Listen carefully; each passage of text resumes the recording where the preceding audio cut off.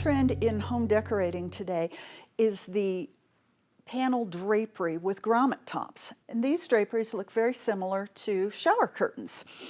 Today I'd like to show you how easy they are to make, and you really can accomplish it in an afternoon or an evening. I'm using this fabric here today, and it is a decorator fabric. Decorator fabrics vary from our traditional on-the-bolt fabric in the fact that they come on rolls to avoid the wrinkles and the creases that a traditional bolt has, but more importantly, it's much wider. Your standard decorating fabric is anywhere from 54 to 60 inches wide, which makes it a lot easier to work with when you're doing draperies.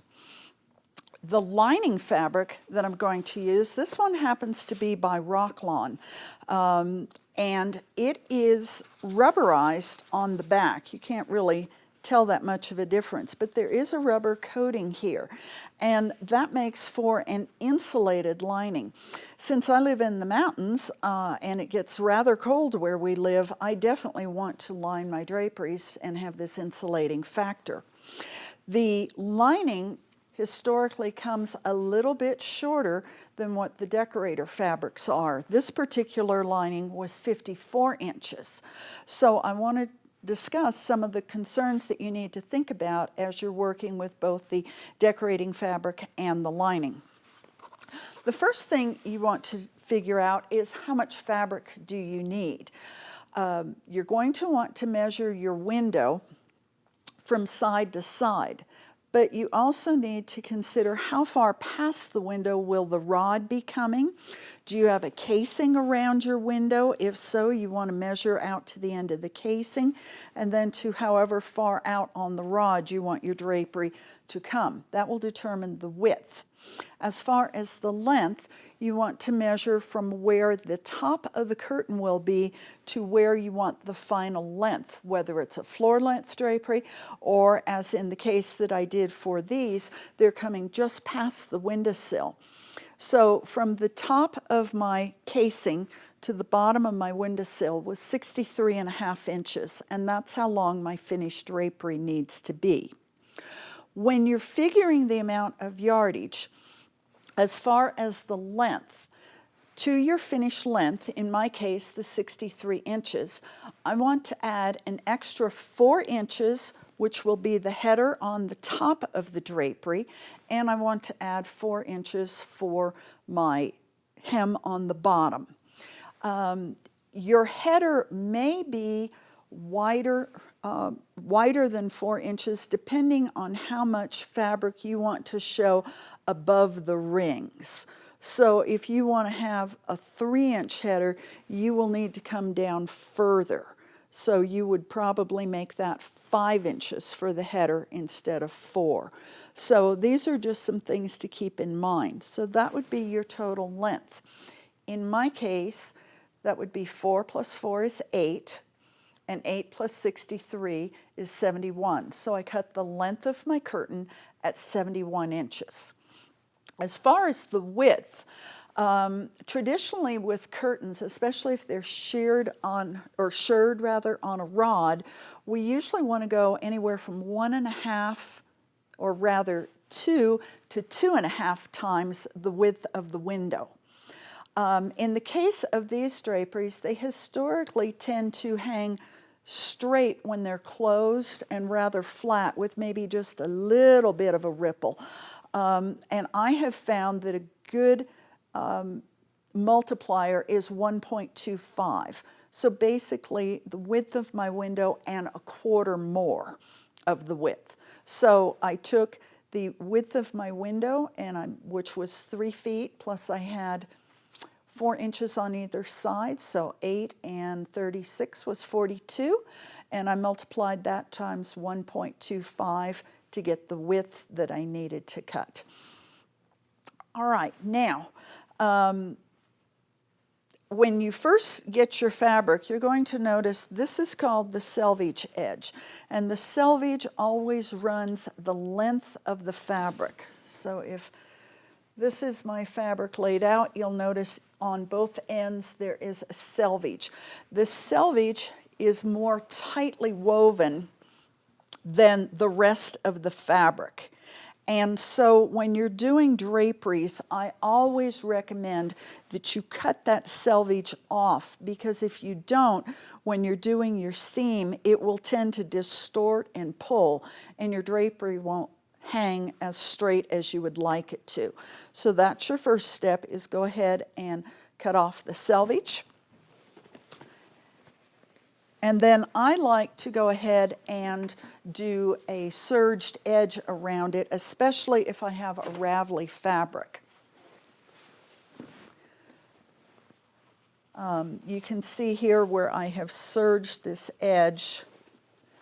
It's kind of hard to see with the, since the thread matches so well, but it's serged all along so that it won't ravel and be more difficult to work with. As far as your lining fabric goes, you don't have to do any prep to that. There is no selvage on it because it was a bonded lining. If you use a different type of lining that doesn't have the rubberized backing, then you would want to cut the selvages off and also serge those or edge finish them on your sewing machine. The first thing that you do when you make these curtains, after you have your edges serged, is you're going to want to turn back your hem and go ahead and hem your curtain. All right, so get your nice 3 to 4 inch hem there, and you're going to do the same thing for your lining. You can see I've got the hem right there. After that, what you're going to do is pin your lining to your actual drapery, and you want to pin it so that your right sides are together, just like you would with normal sewing. The trick here is your lining is cut shorter. Remember I said I did 71 inches for my drapery fabric. On my lining fabric, I needed to go the length of the finished curtain, which was going to be 63 inches, minus 1 inch, because I want the lining to fall 1 inch shorter than my drapery. That is my finished length. It is not going to go up to the top. It will fall within the header. So all I need to add is the extra fabric for the hem. So that would be 62 plus 4 inches for the hem would be, I'd cut it at 66 inches. When I get ready to pin, I want to come up 1 inch from the bottom of the hem and put my pin there, and then start pinning all the way along. And the end pin should be where the header part is, which was 4 inches down, all right? Because this is going to come back over your lining to cover it. Something you need to be aware of is that because the drapery fabric is wider than the lining fabric, there's going to be excess bulk. You can see this in here. So your fabric is not going to lay perfectly flat. That's okay. This is how we want it. So after you get it pinned, go ahead and sew both sides, which you can see we already have done here. And then we're going to take it off and go over to the ironing board and iron this. And I am a firm believer in pressing. The more you press, the nicer your work will look. All right, so I find if I pull it up on the board like this, it helps roll my seam, and I want the seam to come back towards the drapery fabric. And then go ahead and just press this, and if you have steam, that's a great thing to use. And even though this fabric, the lining fabric, has a rubber backing, you can use it I would try it first on a sample and make sure you're not too hot. I use a slightly cooler iron, but not by a lot. And then you can just pull this up. Usually I will start at the far end and work back. What I want to show you here, though, is there is a certain amount that did not go into the seam because you're coming down 4 inches. So what I find works very, very well is if you just come right along and press.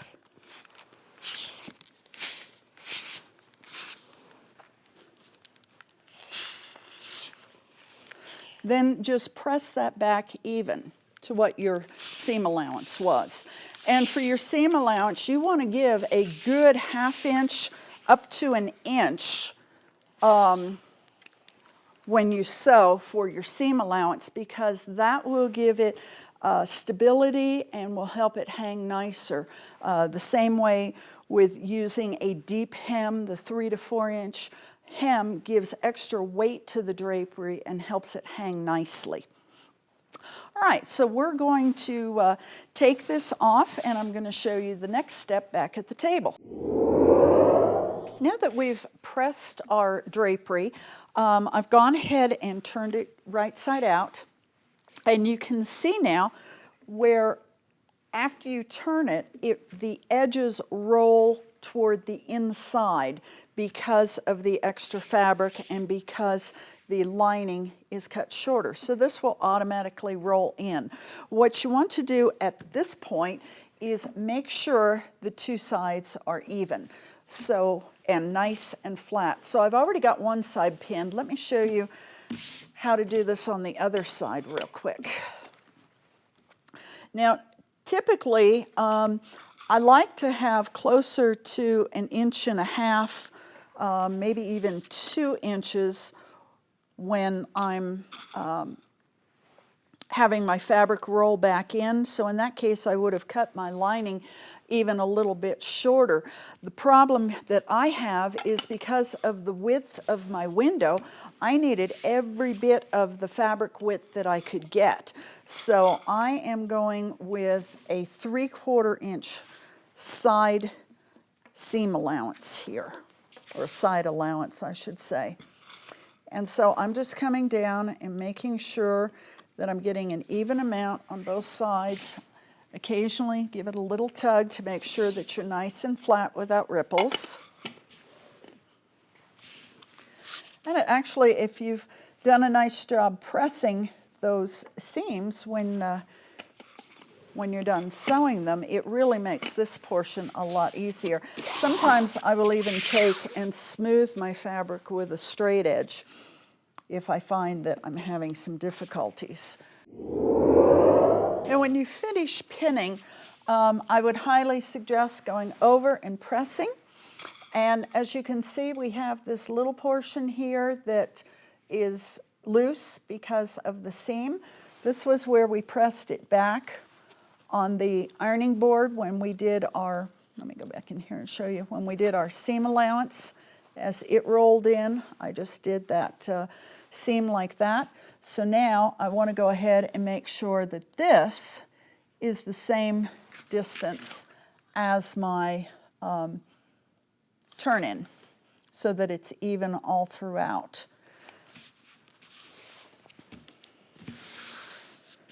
So at this point, I'm going to go ahead and I'm going to sew just these edges, because once I've steamed this, it will stay in place. If you really are concerned about it, you can come along and stitch right in the ditch here, and you will have a line of stitching on the outside of your drapery. I traditionally don't like to have that line showing, and I've found if I give it a very thorough steaming, it tends to stay. But it's your preference, and whichever you prefer you can do. So let's go to the sewing machine right now and get this ready for the next step. Now that we have our sides pinned and prepped, we want to go ahead and just stitch this little area between the bottom of the drapery hem and the bottom of the lining hem. You can do this by hand if you want, but if you're like me, the more I can avoid hand sewing, the better I like it. So let's go ahead and sew that. You're going to want to stitch as close as you can to your edge. And just get this started, and then make sure you are not sewing over pins. I know a lot of us do that, but you really shouldn't, just because if you hit a pin and it breaks, you have the possibility of interfering with the timing of your machine. And if that happens, your machine's going to be going in to see the repairman for a rather expensive repair. So I highly recommend that you don't sew over the pins. It also tends to make your pins rougher on the edges from the pressure of the foot going over the pins and your feed dogs. It will tend to nick your pins. So now we've just got one more to do for the hem. Let's get that started. And I am taking the pin out just before I sew because I wanted to make sure that that stayed in place.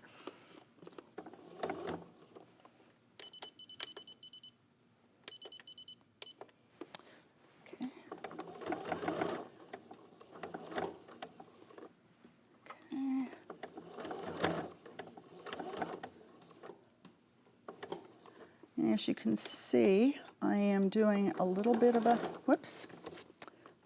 a, back stitch here to catch that edge.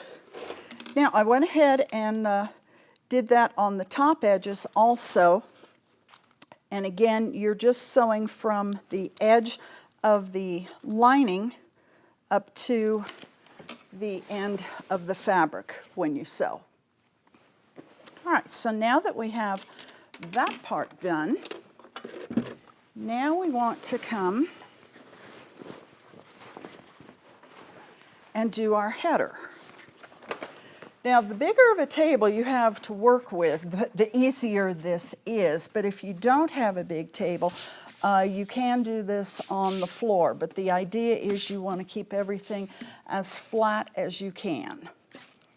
Now, I have already pressed this header so that I have a 4-inch top there. So I can just go ahead and start pinning this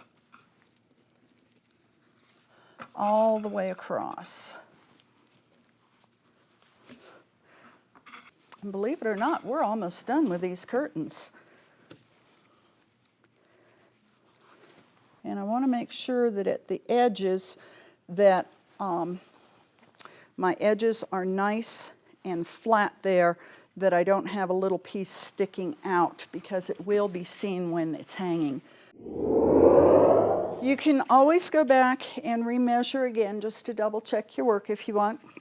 But if you've given a good press ahead of time, you should be just fine. So now let's go ahead and sew this. And I want to show you a little trick here for making it easier.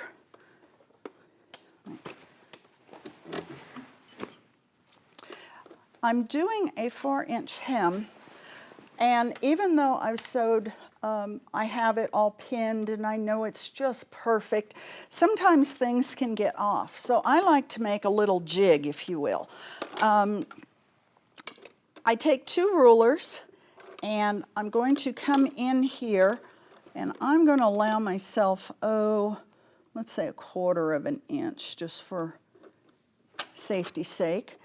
And now I know that from the center of my needle to the edge of this ruler is 3 1/4 inches. So I want to take some tape. Painter's tape works very well. Packing tape, I know I shouldn't use my teeth, but I do. And I just take a couple pieces and I want to get in there with my fingernail to anchor that down, and then I do another piece the same way. Now, if you notice, I went ahead and I folded over the edge of the tape, and that's so that when I get ready to take it off, it'll be much easier. Now, I can take this out, and I know that if I run the edge of my fabric against this ruler, it's going to be a perfectly even hem, and that's what shows from the right side. So even if you haven't pinned this exactly perfectly, it will look like it's perfect from the right side. So let's go ahead and sew that. And we'll show you how wonderfully well this little jig works.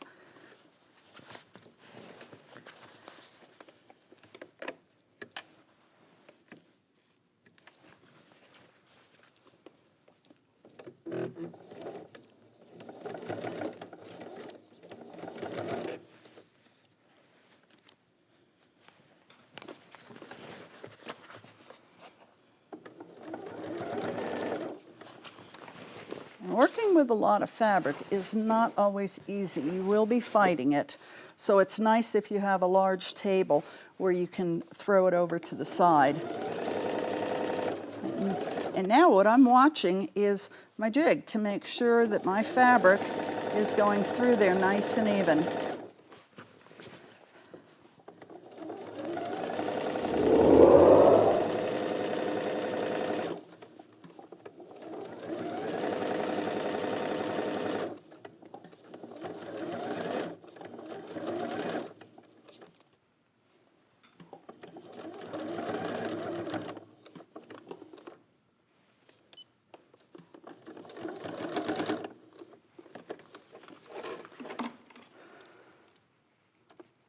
All right, and now you can see that we have a nice header. It's a little hard to see the seam line just because of the color of the thread matching so well, but it has indeed stayed even all the way down.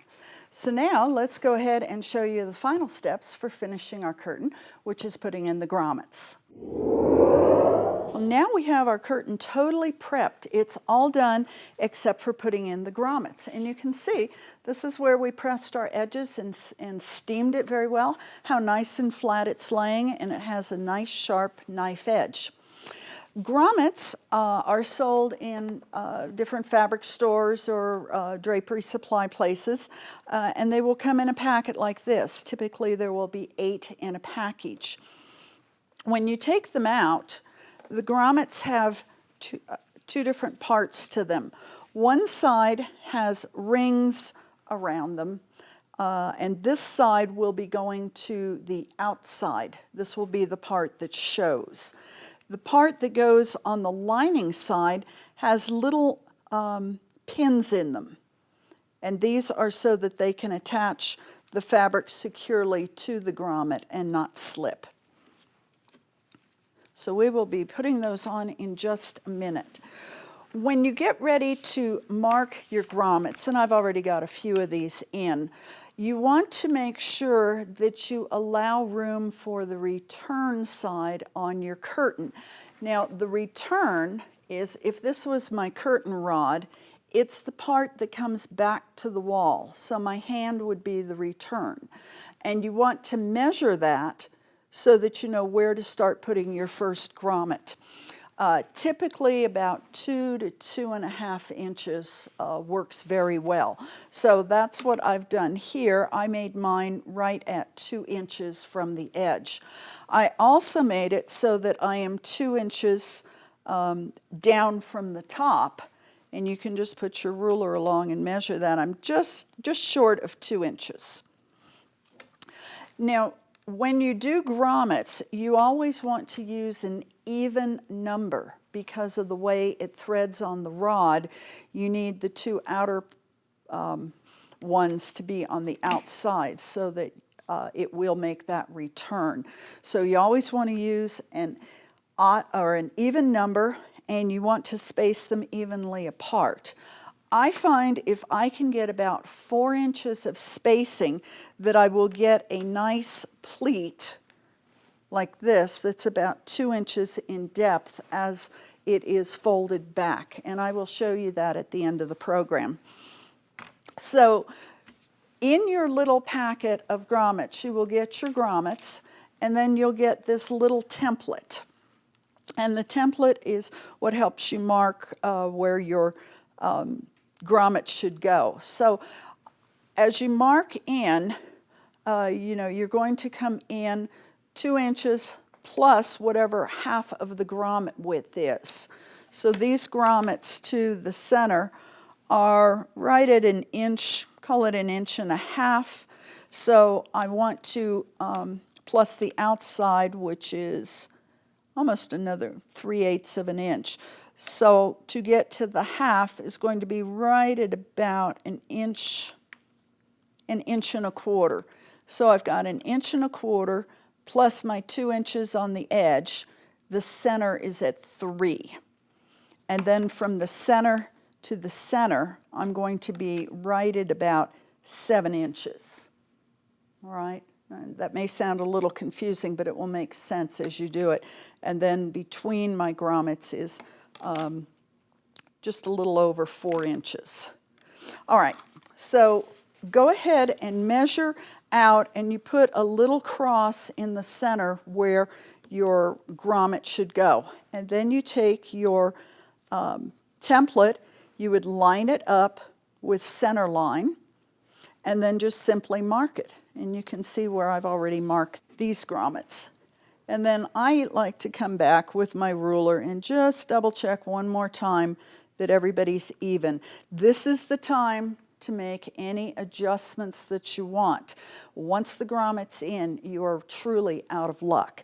And you want to mark it on the back side just in case you do end up moving your grommet slightly so that this won't be showing on the right side of your fabric.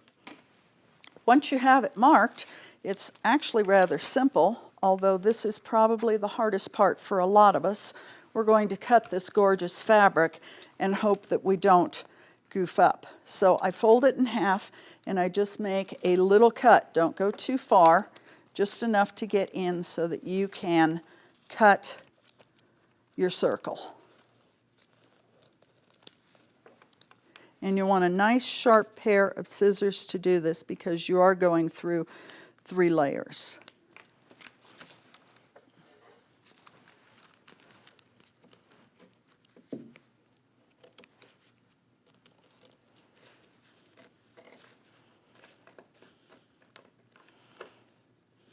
There's one.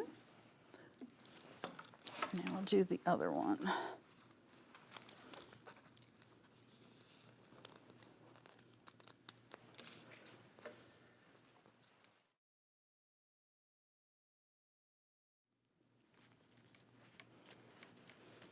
All right, so we finished cutting out the holes for our grommets. And now we're going to take the first one, and you make sure that the ring side goes to the outside. And you just put that down and work your fabric around it. And then you're going to take the one that has the little pins and put that right on top. And then you want to press down hard until you hear a snap. And that's all there is to it. You don't need any special tools. And let's do this last one. Fits right in there, nice and neat from your hole that you cut. You take the one with the pins, put it on top, and snap it down. Now, if you're like me, even though it says it's on, I like to have a little security. So I take a little piece of a cutting board, is what that is. I put it under the grommet, and I have a rubber mallet that I have procured. Give it a couple whacks. Give it a couple whacks, and it's not going anywhere. And with that, we now have our finished curtain that's ready to hang. And we were able to do that in just a very short amount of time. Again, you should be able to do this within an afternoon without any problem whatsoever.